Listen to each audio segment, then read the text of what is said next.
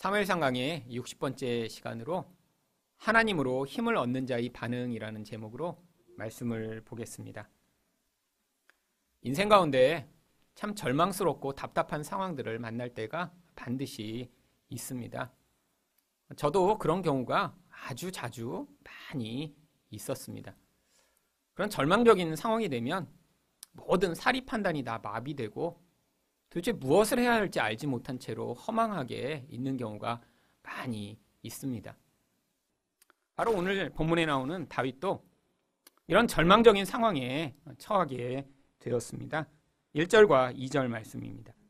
다윗과 그의 사람들이 사흘 만에 시글락에 이른 때 아말렉 사람들이 이미 네겝과 시글락을 침노하였는데 그들이 시글락을 쳐서 불사르고 거기에 있는 젊거나 늙은 여인들은 한 사람도 죽이지 아니하고 다 사로잡아 끌고 자기 길을 갔더라.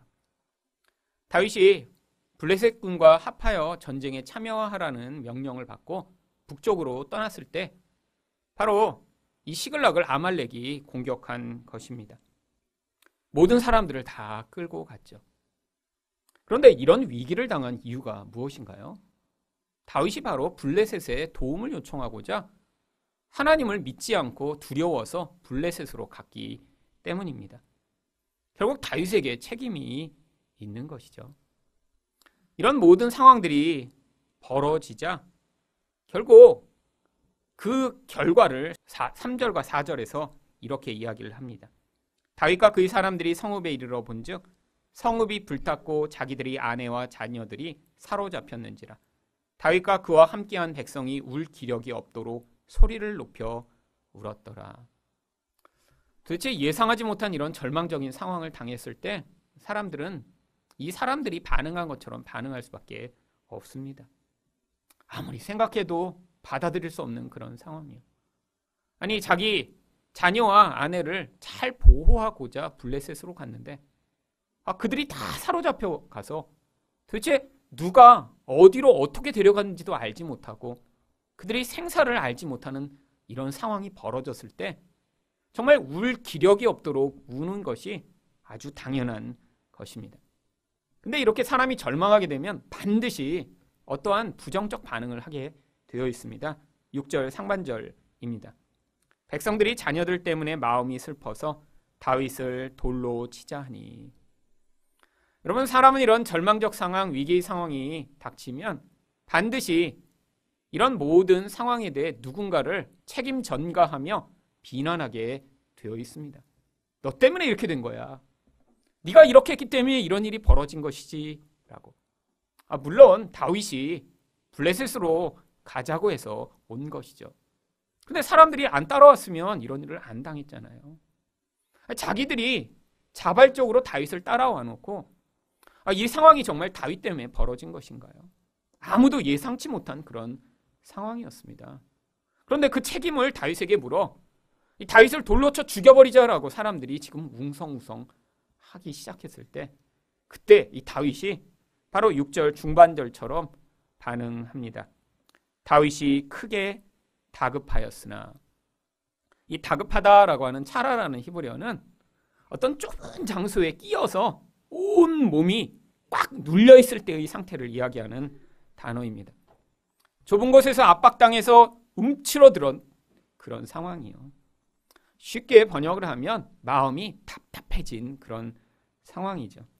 대체 상황을 받아들일 수도 없고 무엇을 해야 될지 알지 못해 마음이 큰 돌로 눌린 것 같은 그런 상황이요. 그런데 그때 다윗이 어떻게 반응했나요? 6절 하반절입니다. 그의 하나님 여호와를 힘입고 용기를 얻었더라. 다윗은 그때 바로 그 상황이 아니라 하나님으로 말미암아 다시 힘을 얻기 시작합니다. 여기에서 그의 하나님 여호와를 힘입고 용기를 얻었더라를 히브리어 원문 그대로 번역을 하면 그의 하나님 여호와 안에서 그 자신을 강하게 하였다라는 뜻입니다. 하나님이 다윗에게 지금 막 힘을 부어주신 게 아니에요. 지금 다윗이 상황 때문에 마음이 눌려서 도대체 어떻게 할 수 없을 정도로 약해졌는데 하나님 안으로 그의 믿음을 투영하여 하나님이 어떠신 분이신가를 다시 기억하며 거기에서 스스로 힘을 얻어 일어난 것입니다. 그러면 이것을 성경적 용어로 무엇이라고 부르나요? 상황이 아닌 하나님에게 집중하여 그 하나님으로 힘을 얻는 것이요. 이게 바로 성경적 겸손입니다. 여러분, 교만이라는 것이 무엇이죠? 하나님을 보지 못하고 눈에 보이는 상황만 보다가 그 상황에 의해 압박을 당하거나 아니면 눈에 보이는 상황이 조금 좋아 보인다고 그것으로 스스로 무엇인가 할 수 있을 것처럼 생각하는 그 태도가 교만이죠. 바로 다윗은 여기에서 그런 가장 낮아진 겸손한 반응으로 하나님을 의존했더니 거기에서 다시 힘을 얻어 일어날 수 있는 그런 힘을 얻었던 것입니다. 그런데 이렇게 하나님으로 힘을 얻었더니 이 다윗이 어떤 특정한 반응을 하기 시작합니다. 바로 이 본문을 통해 하나님을 통해 힘을 얻은 자가 어떻게 반응하는가를 살펴보고자 하는데요. 하나님으로 힘을 얻은 자는 첫 번째로 기도로 분별합니다. 7절 말씀입니다. 다윗이 아히멜렉의 아들 제사장 아비아달에게 이르되 원하건대 에봇을 내게로 가져오라. 아비아달이 에봇을 다윗에게로 가져가매. 에봇은 제사장이 하나님의 뜻을 분별하는 도구로 사용하던 것입니다. 제사장의 그런 세마포를 입은 이후에 겉에다가 12개의 보석이 달린 그 옷을 덧입어서 그것으로 하나님의 뜻을 분별했다라고 합니다. 어떻게 분별했는지는 알지 못합니다. 어떤 사람들은 그 보석이 특정하게 빛나는 양식을 통해 하나님이 그것을 허락하시거나 허락하시지 않는다라고 분별했다라고 추측하기도 하는데 아무도 알지 못하는 일입니다. 그런데 다윗이 그때 바로 하나님으로 힘을 얻어 했던 첫 번째 일이 기도한 것이었습니다. 하나님께 기도했더니 8절에서 하나님이 뭐라고 말씀하셨나요? 다윗이 여호와께 묻자와 이르되 내가 이 군대를 추격하면 따라잡겠나이까 하니 여호와께서 그에게 대답하시되 그를 쫓아가라. 내가 반드시 따라잡고 도로 찾으리라. 하나님이 이런 긍정적인 답을 주셨습니다. 여러분, 지금도 이렇게 절망하는 상황 가운데 이렇게 기도하면 이렇게 하나님이 잘 될 거야 라고 말씀해 주시면 얼마나 좋을까요? 여러분, 왜 지금은 하나님이 이렇게 말씀하시지 않는 것인가요? 아니, 어떤 사람들은 하나님이 지금도 이렇게 말씀하신다라고 이야기하는 사람들이 있습니다. 아니, 우리 아들 요번에 서울대 갈 수 있을까요? 그래, 갈 수 있을 것이다. 이렇게 누군가 말씀해 주신다면 얼마나 좋을까요? 아니, 사업을 하는데 이 사업을 하면 이게 대박이 날까요? 대박이 난다. 이렇게 음성을 듣는다면 우리 인생에 실패가 없지 않겠습니까? 여러분, 아니 왜 그런데 지금 이런 일들이 잘 일어나지 않는데 성경에 이런 일을 기록하고 있는 것인가요? 여러분, 성경을 이렇게 잘못 읽는 사람들은 이렇게 기도하면 하나님이 지금도 이런 식으로 응답하신다라고 그렇게 곡해한 뒤에 사람들을 속이는 경우가 많이 있습니다. 여기 나와 있는 이 내용은 그런 내용이 아닙니다. 기도했더니 하나님이 미래 일을 알려주신다는 그런 것이 아니라 바로 이 상황을 통해 어떻게 하나님에게 의존하였을 때 우리 인생을 궁극적으로 파괴하고 멸망시키는 이 마귀의 세력으로부터 우리가 다시 회복하고 힘을 얻어 용기를 얻을 수 있는지를 보여주고자 이 말씀을 기록하신 것이죠. 여러분, 여기 성경에 나오는 이 다윗 사람들을 약탈했던 아말렉이라고 하는 족속은 어떤 특정한 한 부족이 아닙니다. 성경에 반복적으로 등장하여 하나님 백성들을 괴롭히고 힘들게 하고 낙담시키는 바로 마귀와 같은 무리를 모형하고 있는 존재죠. 그래서 하나님은 이 아말렉에 대해서는 아주 특별한 말씀을 약속하셨습니다. 출애굽기 17장 14절입니다. 여호와께서 모세에게 이르시되 이것을 책에 기록하여 기념하게 하고 여호수아의 귀에 외워 들리라. 내가 아말렉을 없이하여 천하에서 기억도 못하게 하리라. 왜 하나님이 이렇게 어떤 특정한 한 부족을 멸망시키시겠다고 약속하신 것인가요? 이들이 바로 하나님 백성을 낭망케 하고 하나님 백성을 괴롭히고 하나님 백성이 무너지도록 끊임없이 공격하는 마귀와 같은 존재이기 때문입니다. 여러분, 어떤 미래의 상황이 금방 잘 되면 그것이 궁극적으로 우리에게 평안과 만족을 가져다 주나요? 아닙니다. 여러분, 우리의 궁극적 원수는 마귀죠. 아무리 상황이 좋더라도 마귀가 우리를 유혹하고 핍박하며 넘어뜨리려고 하면 우리는 금방 낙심하고 금방 무너지는 존재입니다. 하나님이 그런데 어떤 약속을 주셨나요? 지금 우리가 넘어지고 낙심하더라도 궁극적으로 이 마귀의 존재를 깨트리시고 파하심으로 말미암아 결국 하나님 백성을 하나님이 온전하게 회복시키실 것을 우리에게 약속하고 계신 것이죠. 여러분, 그래서 우리가 낙심할 때 하나님 이 상황을 잘 벗어나게 해주세요라고 기도해야 되는 것이 아니라 하나님, 내가 하나님이 궁극적으로 이루실 그 승리를 바라보지 못하고 단순히 상황에 의해서 낙담하고 낙심하는 이 모든 것들을 이겨낼 믿음을 달라라고 기도하셔야 합니다. 왜죠? 하나님이 이제 신약 성경에서는 예수 그리스도로 말미암아 이 원수의 마귀를 완전히 파하시고 하나님 백성에게 영원한 승리를 주실 것을 말씀하셨기 때문입니다. 그래서 로마서 16장 20절에 바울이 이렇게 기록하고 있습니다. 평강의 하나님께서 속히 사탄을 너희 발 아래에서 상하게 하시리라. 여러분, 사탄이 여전히 세상을 지배하고 여전히 성도들을 공격하고 성도들을 고통하게 만드는 것 같은 상황이 얼마나 많은가요? 아니, 예수님이 승리하셨다고 하는데 이 세상 가운데 핍박받고 고통받는 사람들 얼마나 많은가요? 아직 사탄이 왕인 것처럼 세상 가운데 군림하지만 십자가에서 분명히 예수님이 승리하셨고 바로 우리는 하나님이 예수 그리스도를 통해 이렇게 승리하셨다는 사실을 믿음으로 배워나가는 과정이 지금 이 땅의 인생인 것입니다.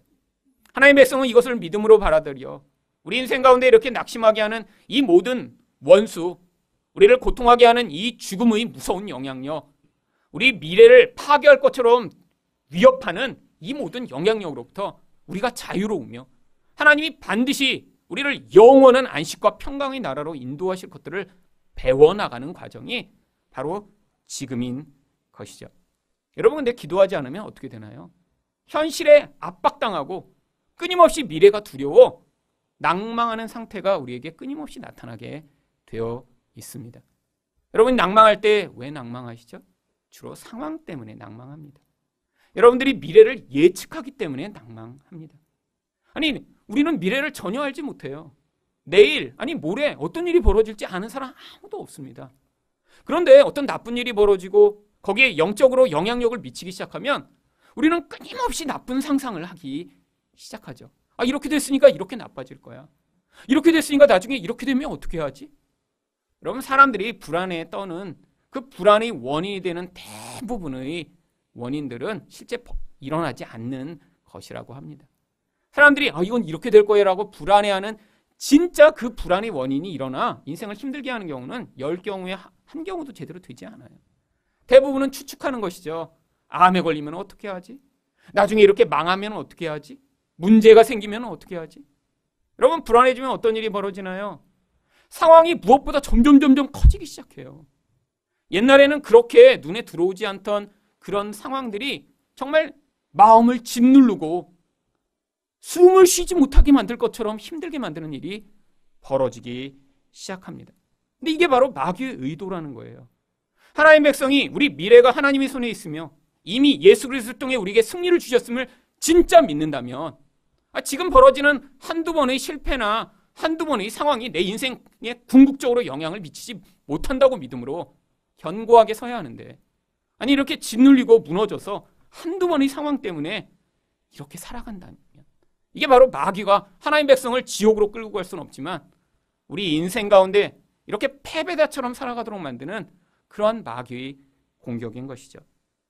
여러분, 인생 내내 그런데 우리는 이렇게 낭망하는 상황을 경험하게 되어 있습니다. 왜죠?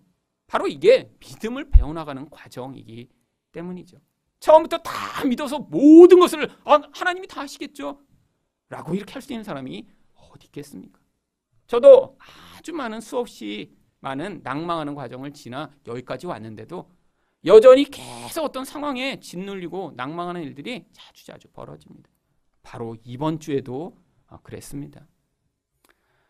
지난주에 아주 좋은 교회가 이사갈 장소를 발견했습니다. 모든 상황이 제가 기도하던 것과 참 잘 맞았습니다. 가격도 시세보다 몇억 원이나 싸게 급매물로 올려놓은 매물이었고, 주차장이 수백 대가 있는 그런 큰 건물에 이거보다 거의 2배나 되는 그런 공간에 아니 정말 내가 딱 이런 공간을 원하는데 하는 그런 공간이 딱 나온 거예요. 아니 너무 싸게 나와서 무슨 문제가 있는 거 아니야? 라고 의심을 할 정도로. 그래서 혹시라도 우리가 하다가 문제가 생길까 봐 구청에도 가보고 건축사를 데려다가 이게 가능한지 다 알아보고 그래서 가능하다라는 그런 확답을 받은 다음에 이제 계약을 하려고 했더니 갑자기 집주인이 마음이 변해서 4억 원을 올려달라고 했습니다. 갑자기 싸게 팔 이유가 없다라는 거예요. 아니 자기가 갑자기 요즘 자금 사정이 다시 좋아져서 이렇게 급매물로 내놓지 않고 다시 올리겠대. 근데 제가 그 이야기를 목요일 날 파주에 이제 수업을 하러 갔다가 들었습니다. 얘기를 듣고 났는데요. 갑자기 가슴에 이런 커다란 바위가 들어온 것처럼 눌리기 시작하는 거예요. 그 전까지 일로 이사 가면 이렇게 되겠지? 제가 상상을 막 하기 시작했습니다. 그래서 막 도면도 그렸어요. 그래갖고 여기는 유아실, 여기는 유치부실, 여기는 주방. 아니야 이쪽으로 바꿀까? 계속 막 일주일 동안 혼자 상상을 하고 혼자 막 하고 거기에 몇 번씩 왔다 갔다 하고 저만 그런 게 아니라 저희 이전 준비위원회 분들이 같이 여러 번 월차 내고 가서 보고 막 아침 9시에 가서 같이 보고 막 그래갖고 여기구나. 근데 약간 이상하긴 했어요. 다음 주가 기도회인데 왜 이렇게 한 주 전에 이런 일이 벌어졌을까? 아니 이거 이렇게 딱 정해지고 나서 기도회 하면 이렇게 힘이 빠질 텐데 그렇잖아요 여러분. 뭐 그렇게 안 돼서 긴급해 열심히 와서 기도할 텐데 이렇게 이번 주에 이렇게 계약을 하고 나서 기도하면 이렇게 안 오시면 어떻게 하지? 뭐 이런 생각도 들고 하지만 그래도 그럼 이렇게 안정이 딱 되면 얼마나 좋아요. 근데 그게 날아가 버린 것입니다. 근데 그게 얼마나 마음을 낙담케 하는지요. 이제 밤에 수업을 다 마치고 집에 와야 되는데 운전을 못 하겠는 거예요. 아니 마음이 너무 이렇게 낙담해서 이 자동차 시트 안으로 제가 이렇게 빨려 들어갈 것처럼 그래서 운전을 못 하겠는 거예요. 운전을. 근데 마침 지난 목요일 날 눈이 많이 왔습니다. 땅도 미끄럽고 그런데 그래서 그런 생각을 했어요. 그냥 여기다 여관을 잡고 그냥 하루를 자고 집에 가야 되나? 지금 이 밤에 집에를 갈 수 있을까? 이렇게. 얼마나 낙담이 되고 그랬는지. 근데 제가 자동차를 탔는데 집에 못 갈 것 같더라고요. 너무너무 마음이 힘들어서. 근데 그때 찬양을 하기 시작했습니다. 억지로 했어요. 억지로. 막 찬양하고 싶어서 한 게 아니라 죽을까 봐 집에 가다가. 근데 아무 찬양이 생각이 안 나는 거예요. 아무 찬양. 그래서 무슨 찬양을 했냐면요. 찬양하라 내 영혼아 찬양하라 내 영혼아 내 속에 있는 것들아 다 찬양하라. 여러분 가사 바꿔가면서 이거를요 집에 오는 내내 불렀습니다. 감사하라, 기뻐하라, 송축하라. 여러분 근데 신기한 일이 벌어졌어요. 한 30분쯤 그렇게 막 차 안에서 소리 지르면서 왔더니요 갑자기 마음에 눌렸던 그 돌이 점점 가벼워지기 시작하는 거예요. 근데 나중에 숨을 이제 쉴 수 있고요. 이제는 살아서 집에 돌아갈 수 있겠구나. 그렇게 해서 집에 도착했습니다. 집에 도착해서 금요일까지 또 잠이 안 오더라고요. 여러분 지난 내내 일주일 내내 잠이 안 왔습니다. 계약하기 전에는 혹시 안 될까 봐 걱정돼서 잠이 안 왔고요. 그 다음에 안 되고 나서는 너무너무 낙심이 돼서 잠이 안 왔어요. 여러분 내일 이제 또 금요 기도회 때 기도를 하다 보니까 그때 그런 생각이 두 가지가 들더라고요. 이게 인간적 최선이었구나. 인간적 최선. 인간들이 눈으로 볼 때 최선이었는데 하나님이 우리 교회는 그 인간의 최선을 주시지 않고 하나님의 최선이 무엇인가를 주시고자 하시는구나는 믿음이 들어오기 시작했습니다. 여러분 제가 생각할 때 최선이었어요. 그게요. 근데 여러분 이 교회를 얻을 때에도 우리가 생각하고 내가 바랐던 최선이 아니라 하나님의 최선을 저는 주셨다고 믿습니다. 그 다음의 단계에서도 내가 생각하는 최선 다 내려놓고 하나님의 최선을 하나님이 이루신 것들을 믿을 때 우리는 5년 후 10년 후를 알지 못하지만 하나님이 이곳에서 이루시는 일들을 통해 우리가 또 아, 하나님의 최선이 나의 최선보다 낫다라는 그런 고백을 우리 공동체적으로 하도록 하시고자 하나님이 이런 일들을 행하고 계시라고 믿습니다. 두 번째로 하나님으로 힘을 얻는 자는 어떻게 반응하나요? 긍휼로 반응합니다.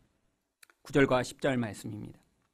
이에 다윗과 또 그와 함께한 600명이 가서 부솔 시내에 이르러 뒤떨어진 자를 거기 머물게 했으되 곧 피곤하여 부솔 시내를 건너지 못하는 200명을 머물게 했고 다윗은 400명을 거느리고 쫓아가니라.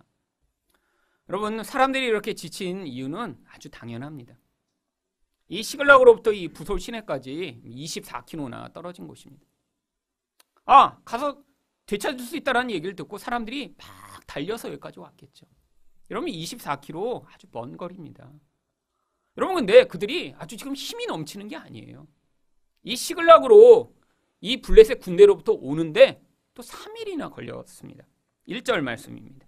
다윗과 그의 사람들이 사흘 만에 시글락에 이른데, 사흘을 내려와서 그 다음에 지금 24km나 달려오고 났더니 완전히 탈진한 거예요.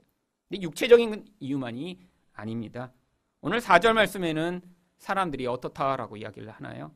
다윗과 그와 함께한 백성이 울 기력이 없도록 소리를 높여 울었더라. 여러분, 감정적으로 지금 다 탈진해버린 상황이죠. 여러분, 이렇게 감정적으로 다 탈진하면 실제적으로 육체적 힘을 낼 수가 없습니다. 사람이 마음에 이 용기를 가지고 힘을 얻어야 육체가 움직이는데, 아니 지금 감정적으로 다 탈진해버려서, 그런데 아마 마음이 약한 사람들은 더 이상 움직이지 못하는 그런 상황이 된 것 같습니다.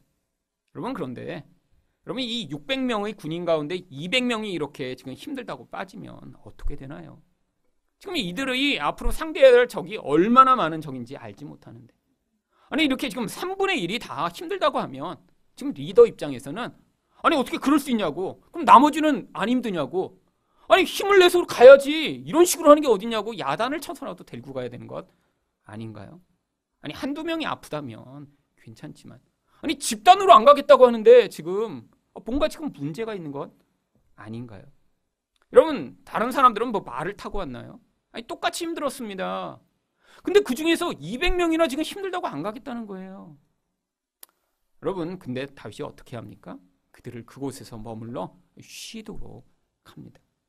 아마 다윗이 지금 하나님으로 말미암아 은혜를 경험하지 못했다면, 힘을 얻지 못했다면 사람들을 어떻게든지 닥달해서 지금 자기가 목적한 것을 이루고자 몰아갔겠죠.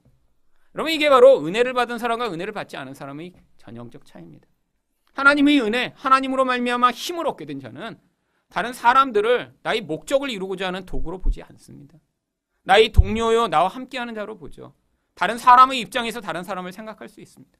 근데 은혜가 떨어지면 어떻게 되나요? 다른 사람이 다 자기 도구로 보입니다. 내가 어떤 것을 이루어야 되는데 그 사람이 연약하고 힘이 들면 그들을 용납할 수가 없는 거예요. 여러분, 이게 바로 세상에서 벌어지는 일 아닌가요? 여러분, 그런데 이 한 번만이 아닙니다. 그 다음에 또 11절과 12절에서 또 어떤 일이 벌어졌나요?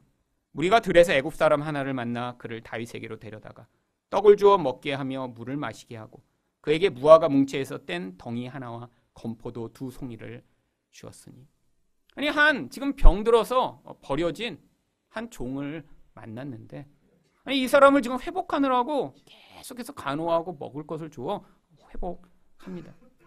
여러분, 지금 이방인이에요. 딱 봐도 지금 거의 죽어가는 그런 사람입니다.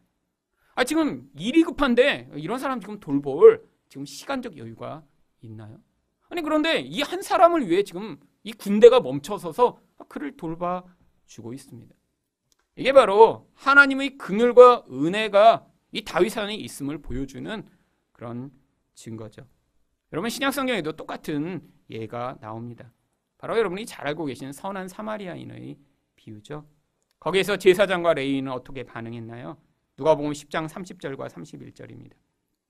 예수께서 대답하여 이르시되 어떤 사람이 예루살렘에서 여리고로 내려가다가 강도를 만나매 강도들이 그 옷을 벗기고 때려 거의 죽은 것을 버리고 갔더라. 마침 한 제사장이 그 길로 내려가다가 그를 보고 피하여 지나가고. 여러분, 이 제사장 우리가 볼 때 이거 나쁜 놈 아니야? 라고 라고 생각할 수 있지만 여러분 이건 아주 당연한 일입니다. 아마 우리도 인생 가운데 이런 경우 굉장히 많아요. 나와 직접 관계없는 사람, 그리고 그 사람을 도와줬다가 뭔가 문제가 생기고 어려운 일이 생길 때 우리는 주저합니다. 왜? 이게 인간적 최선이에요. 여러분 이렇게 누군가를 사랑하고 내가 희생하여 누군가를 긍휼로 반응하는 것, 그 인간에게 나오기 어려운 일입니다. 모든 사람들은 두려움과 욕망으로 말미암아 나에게 손해가 안 볼 정도로만, 나에게 손해가 오지 않을 정도로만 누군가에게 반응하는 것이 그게 자연스러운 현상이거든요. 그런데 그때 선한 사마리아인은 어떻게 반응하나요? 누가복음 10장 33절입니다. 어떤 사마리아 사람은 여행하는 중 거기 이르러 그를 보고 불쌍히 여겨. 여러분 이게 유대인들이 생각하기에는 말도 되지 않는 일이에요. 왜냐하면 유대인들은 이 사마리아인들을 개나 돼지보다도 더 천한 그런 존재로 여겨서 심지어 그들과 말도 하지 않았고요. 식사도 하지 않았고요. 아니 이 남쪽에서 북쪽으로 가려면 이 사마리아 땅을 지나가야 되는데 그 땅을 지나가기가 싫어서 멀리 돌아서 북쪽 땅으로 다니고 했던 것이 유대인들입니다. 이 사마리아인은 아주 노골적으로 멸시를 받았어요. 그런데 그렇게 멸시받는 사람인데 이 유대인을 향해 이런 긍휼로 반응합니다. 여러분 그래서 이 이야기가 이런 선한 사마리아인 되라고 하는 것인가요? 아니에요. 예수님의 이야기 보여주고 있는 것입니다. 멸시받던 분, 사람들에게 도저히 그런 은혜와 긍휼을 줄 것처럼 반응받지 못하던 그분이 오시더니 그분이 이렇게 죽어가는 자를 향해 긍휼과 은혜로 반응하신 예수의 이야기 여기서도 보여주고 있는 것이죠. 여러분 바로 인간의 최선으로는 이런 사랑이 나올 수 없다라는 거예요. 그래서 바로 하나님으로 말미암아 힘을 얻은 자, 아니 하나님 안에 들어간 자, 그 안에서 하나님과의 풍성한 은혜와 사랑을 가진 자만이 이런 사랑이 나타나는 것입니다. 여러분 우리 안에 이런 사랑이 없다면 분명히 주변 사람들은 자기의 목적과 자기의 미래를 위한 도구로밖에 여겨지지 않을 것입니다. 여러분 요즘 연예인들, 부모님들 이렇게 예전에 빚을 지고 갚지 않았다라고 하는 이 빚투 사건이 지금 아주 지금 대중매체를 통해 많이 알려지고 있습니다. 여러분 연예인들 부모님만 이렇게 사기를 치나요? 아니 이게 사기꾼들 자녀만 주로 그럼 연예인이 되나요? 아닙니다. 여러분 세상에서는 이런 사기가 아주 흔해요. 여러분 세상 사람들 만나보세요. 세상 사람들이 정말 긍휼과 은혜로 반응하는 사람들이 있나요? 아닙니다. 여러분 저희도 엄청나게 많이 사기를 당했어요. 저희 아버지가 당하셨죠. 사람들이 돈을 빌리고 물건을 가져갈 때는 정말 간이라도 내어줄 것처럼 한 다음에 그 다음에 얼마나 무섭게 돌변하여 다른 사람을 파괴하고 고통하게 하는지요. 여러분 그게 바로 세상 사람의 원리입니다. 여러분 이렇게 악한 무리도 있지만 대부분의 사람들은 어떤 일을 하나요? 빌려주지도 않고 나도 안 빌리겠다. 여러분 이것도 또 엄청난 이기심에 근거한 것이죠. 뭐예요? 손해보지 않을 정도로만 사람과 관계 맺는 것입니다. 여러분 그런데 여기 나와 있는 이 선한 사마리아인 이 다윗의 모습 가운데 나타나는 이 모습은 그 수준을 뛰어넘는 거예요. 인간이 보편적으로 가지고 있는 나의 이익이라고 하는 그 선을 넘어선 모습이요. 이것은 인간으로 말미암은 것이 아니라 그래서 하나님과 온전한 관계 안에서 하나님을 온전히 경외하며 그를 겸손하게 섬기는 자만이 보일 수 있는 그런 은혜의 반응인 것이죠. 여러분 우리 인생 가운데 우리가 다른 관계들을 이런 이익관계로만 관계를 맺고 있다면 지금 우리 안에서 영적으로 문제가 생기고 있다는 증거인 것입니다. 우리 인생 가운데 하지만 하나님의 은혜가 충만하며 우리가 하나님과 온전한 관계에 있다면 그것이 관계 안에서는 이런 나의 이익을 넘어서는 긍휼과 은혜의 반응으로 나타나게 되어 있죠.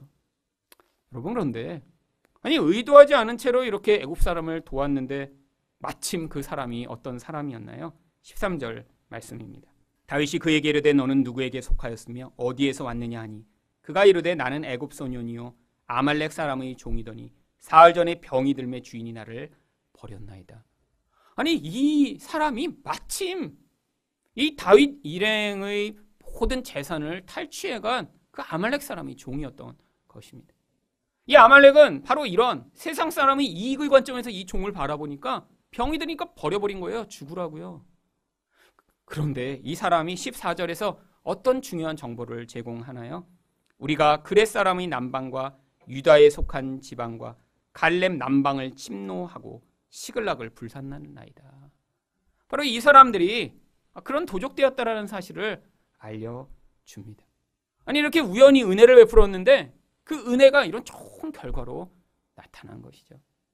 여러분 그래서 이 아말렉 사람이 자기 주인들이 있던 곳으로 이 다윗 일행을 인도합니다. 16절입니다. 그가 다윗을 인도하여 내려가니 그들이 온 땅에 편만하여 블레셋 사람들의 땅과 유다 땅에서 크게 약탈하였으므로 말미암아 먹고 마시며 춤추는지라. 아주 신난 거죠. 엄청난 재물을 얻었으니까요. 엄청난 승리를 얻어서 지금 엄청나게 기뻐하며 지금 그 모든 결과를 지금 즐기고 축제에 빠져 있었습니다. 그래서 이때 어떤 일을 다윗이 하나요? 17절입니다. 다윗이 새벽부터 이튿날 저물 때까지 그들을 치매 낙타를 타고 도망한 소년 400명 외에는 피한 사람이 없었더라. 여러분 새벽부터 밤까지 전쟁을 해서 다 죽여버린 것입니다. 여러분 그런 와중에도 낙타를 타고 도망한 무리가 400명이나 됐다는 것은 이 무리가 수천 명에 이르는 엄청난 무리였다는 것을 알 수 있죠. 여러분 다윗 무리가 얼마인가요? 겨우 400명입니다. 지금 지치고 힘든 사람들이에요. 아니 그런데 이렇게 이 사람으로 말미암는 아주 중요한 정보를 얻어 새벽에 기습해서 사람들을 다 죽이고 이 모든 것들을 승리로 이끌었습니다. 그래서 18절부터 20절에 다윗이 어떻게 이 모든 결과로 승리를 얻었는지를 이렇게 묘사합니다.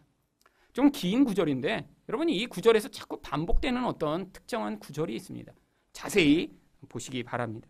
다윗이 아말렉 사람들이 빼앗아갔던 모든 것을 도로 찾고 그의 두 아내를 구원하였고 그들이 약탈하였던 것 곧 무리의 자녀들이나 빼앗겼던 것은 크고 작은 것을 막론하고 아무것도 잃은 것이 없이 모두 다윗이 도로 찾아왔고 다윗이 또 양떼와 소떼를 다 되찾았더니 무리가 그 가축들을 앞에 몰고 가며 이르되 이는 다윗의 전리품이라 하였더라. 여러분 어떤 구절이 반복되나요? 여러분 그 반복되는 구절만 묶어서 다시 제가 찾아놨습니다. 여러분 똑같은 구절이 각 절마다 반복됩니다. 다윗이 모든 것을 도로 찾고 모두 다윗이 도로 찾아왔고 다윗이 다 되찾았더니 히브리어를 읽으면 똑같은 구절이에요. 다윗이 다 찾았다. 다윗이 다 찾았다. 다윗이 다 찾았다. 그리고 결론으로 이는 다윗의 전리품이라 하였더라. 아니 성경이 왜 이렇게 사람들이 합쳐서 같이 전쟁에서 이겼는데 왜 이것을 다윗이 도로 찾았다라고 지금 이야기를 하고 있나요? 마치 다윗 혼자 싸운 것처럼 이렇게 이야기를 하고 있나요? 여러분 이것이 바로 신약 성경에서 우리에게 보여주시고자 하는 어떤 모형을 담아 여기에 기록해 놓았기 때문입니다. 무슨 모형이요? 바로 이렇게 원수에게 포로되고 또한 원수에게 모든 것을 빼앗겨버린 우리 인간이라는 상태를 하나님이 어떻게 예수 그리스도로 말미암아 구원하시고 그 모든 빼앗겼던 영광과 모든 것들을 다 다시 회복하실지를 지금 이 모형을 통해 보여주고 계신 것이죠. 여러분 하나님은 이 땅에 아담과 하와를 만드시고 그들에게 이 온 세상을 통치할 통치권을 주셨습니다. 이 세상의 아름다운 것, 이 세상의 모든 영광이 바로 그 아담과 하와에게 있었던 것이죠. 그들이 왕이었습니다. 눈에 보이지 않는 하늘의 왕을 섬기는 마치 섭정왕과 같은 거죠. 하지만 눈에 보이는 영역에서는 그 하나님의 권세를 받아 이 온 세상을 통치함으로 이 세상을 잘 통치하여 눈에 보이는 영역에서 우리 하나님이 얼마나 멋지신 분인가를 보여주는 역할이 바로 아담의 역할이었는데 그런데 아담이 어떤 일을 했나요? 죄를 지음으로 말미암아 그 권세를 다 빼앗겨버린 거예요. 그래서 마귀가 뭐라고 이야기를 합니까? 누가복음 4장 5절과 6절입니다. 마귀가 또 예수를 이끌고 올라가서 순식간에 천하만국을 보이며 이르되 이 모든 권위와 그 영광을 내가 내게 주리라. 이것은 내게 넘겨준 것이므로 내가 원하는 자에게 주노라. 마귀가 지금 거짓말 하나요? 세상 영광이 다 자기 거래요. 그런데 중간에 뭐라고 그래요? 내게 넘겨준 것이므로. 가로치고 제가 써놓은 아담은 원래 성경에는 없는 단어입니다. 제가 넣은 거예요. 여러분 누구한테 넘겨받았대요? 아담한테 넘겨받은 거예요. 결국 마귀가 했던 일이 무엇인가요? 하나님을 반역하도록 만들어서 그렇게 해서 그 권한을 뺏은 거예요. 이 세상의 그 아름다운 것들을 그래서 마귀가 다 파괴하고 멸망시키고 모든 사람들을 노예로 사로잡아 고통하고 저주스럽게 만들어버린 거죠. 예수님한테 뭐라고 이야기합니까? 내가 나에게 경배하면 이 모든 것을 다시 주겠다라고 이야기를 합니다. 근데 예수님이 쉬운 방법으로 그에게 경배하여 그것들을 되찾아오신 것이 아니라 어떤 방법으로 이 마귀와 싸우셨나요? 가장 어려운 방법이요. 자기가 십자가에 매달리시는 방법이요. 자기가 희생하고 자기가 죽임을 당하는 방법이요. 하나님과 분리되는 그런 고통스러운 과정이요. 근데 그걸 선택하셔서 십자가에 매달리셨더니 어떤 일이 벌어졌나요? 이 마귀 머리를 깨뜨리시고 바로 이 영원히 계속되었던 이 싸움에서 승리를 하신 것입니다. 여러분, 이렇게 승리하셔서 예수님이 무엇을 하셨냐면 에베소서 4장 8절에 그가 위로 올라가실 때 사로잡혔던 자들을 사로잡으시고 사람들에게 선물을 주셨다 하였도다. 여러분, 예수님이 위로 올라가셨다는 건 승리하셨다는 거예요. 이제 십자가를 승리하셔서 부활하신 그 예수님이 어떻게 하셨다고요? 붙잡혔던 자들을 다시 회복하신 다음에 사람들에게 선물을 주셨다고요. 하늘 왕으로서의 권세로 이 모든 하나님 백성들이 바로 하나님이 주신 그 풍요와 은혜와 영광과 모든 좋은 것들을 다시 누릴 수 있도록 우리에게 그 선물을 주셨다라고 하는 것입니다. 여러분, 우리는 하나님의 자녀입니다. 바로 이 세상 가운데 이렇게 잃어버린 하나님의 영광을 회복할 그런 책임과 능력이 우리에게 주어져 있죠. 근데 마귀는 그걸 하지 못하도록 계속해서 우리를 시험케 합니다. 낙심케 합니다. 상황을 통해 우리 마음을 짓누르고요. 우리가 마치 답답한 데 끼인 것처럼 우리를 압박하죠. 세상의 기준으로 자꾸 우리가 비교하게 만들어요. 너는 그렇게 잘나지 못했잖아. 너는 그렇게 똑똑하지 못하잖아. 너는 그렇게 부유하지 못하잖아. 너는 능력이 없잖아. 주변에 있는 그렇게 잘나고 멋진 사람들을 통해 우리를 자꾸 시험하며 낙담하게 만듭니다. 여러분, 그때 무엇을 바라보셔야 하나요? 이게 마귀의 시험이라는 사실을 인지하셔야 돼요. 우리는 하나님의 영광스러운 자녀로 불러내신 것입니다. 이 마귀와의 싸움을 십자가에서 예수님이 이미 승리하셨습니다. 이제 우리가 그것을 믿음으로 받아들여 내 상황이 아니라 하나님을 믿음으로 말미암아 힘을 얻어 기도함으로 맞아, 우리 하나님이 승리자시고 나에게 궁극적 승리를 약속하셨지라는 믿음으로 반응하시며 주변 사람들이 나의 경쟁자여 나와 싸우는 자가 아니라 긍휼히 여길 자들로 주변 사람들에게 반응하시며 이 승리하는 인생을 사실 때 우리 가운데 이 믿음으로 말미암는 놀라운 하나님의 영광과 능력을 맛보게 하실 것입니다. 예수 그리스도가 승리하신 이 승리를 믿으심으로 말미암아 하나님으로 말미암아 힘 얻은 자처럼 이 세상을 살아가는 여러분 되시기를 축원드립니다.